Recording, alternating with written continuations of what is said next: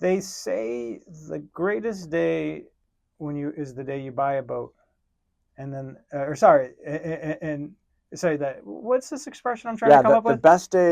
best day of your life is when you buy a boat, Yeah, and the second best day of your life is when you sell the boat. yeah, or it's actually the other way around, I think. So because I had a sailboat, and actually the best day was the day I sold it. Yeah, so the best day was the day I sold it, and the second best day was the day I bought it. Yeah, I think you're right about that Yeah, order. and so how does that relate to companies? And what are people doing that doesn't make it their best day? Or, in other words, what are these regrets that people are having? I want you to help teach people, because what we're doing is creating this educational platform Mm. here. What are some things that people absolutely need to avoid or think about so that they don't look back and regret their sale? Yeah, to your point, most business owners, depending on the study you look at, it's 70 to 90% have regrets over how they sold, Mm-hmm. not so much that they sold, That's right. right? In most cases, you're talking about someone who's in their late 60s or 70s and says, I don't have the same energy, or there's something else I want to spend my time on. I have Sure. some other legacy passion that I want to spend the next 10, 20, 30 years of my life on. So, what do they have regrets over? And why do they have those regrets? Well, the first and biggest regret is I left money on the table, Mm-hmm. right? Well, can I add to that? I unconsciously left money on the table, because people can consciously leave money on the table, as what I was alluding to before. Well, let's come back to that last question because I forgot to cover it. Taking what we find is that most business owners, once they reach a particular threshold, Yeah. right, it's different for each business owner. Sometimes it's 20 million, sometimes it's 55 million, sometimes it's 70 million, based on what they have in mind to do with those proceeds, right? Which they need to talk about with their investment With advisor. us Yes, at Conscious Wealth. No, that's just right. Yeah, no. I mean, that's what we're working on, is yeah. getting a client to a point where they have enough. They feel that they have enough.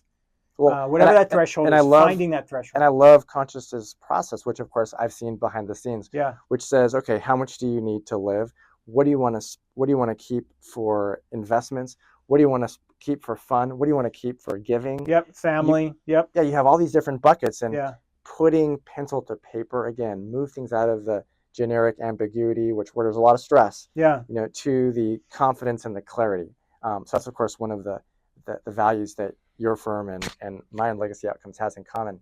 Many business owners say, okay, I have the number, right? Mm-hmm. It's, let's just say 45 million, and I have offers that will be anywhere from, let's say, 40 million to 60 million. Yep.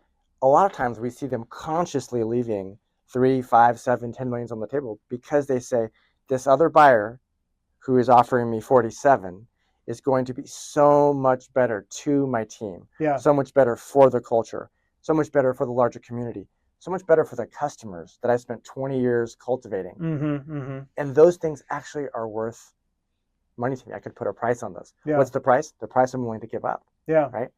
And so we see that all the time. It's a whole other story, to your point, to unconsciously leave money on the table That's right.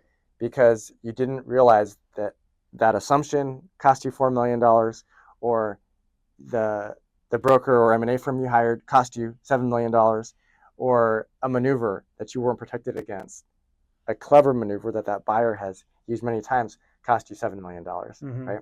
Most, I would say 95% of those are addressed if you just prepare well, right? The first stage of the seller's power path is prepare, Mm-hmm. right? And that's where, as we talked about, we're getting clear on the objectives and priorities. We are establishing the bulletproof valuation through the forensic analysis. But there are many other components, such as identifying the skeletons that the buyer will discount your business for because of the risk associated with them. Much better to identify them and address them, rectify them, eliminate them before a buyer even looks at the business, Mm-hmm. right?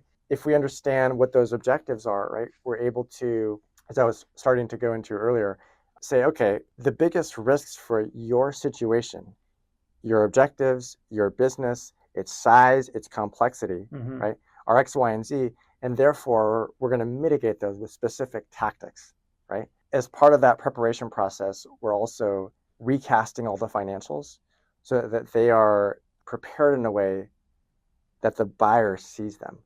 They're Mm-hmm. not through the lens of operating the business.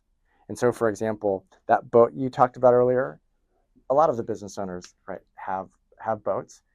They have second houses. They have other expenses that are attributable to the business because they use them for business purposes. Yep. But the buyer is not going to have those expenses.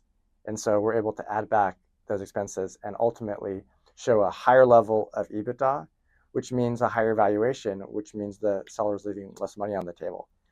So those are just some examples. But the preparation phase, preparing, is the number one way to eliminate those regrets.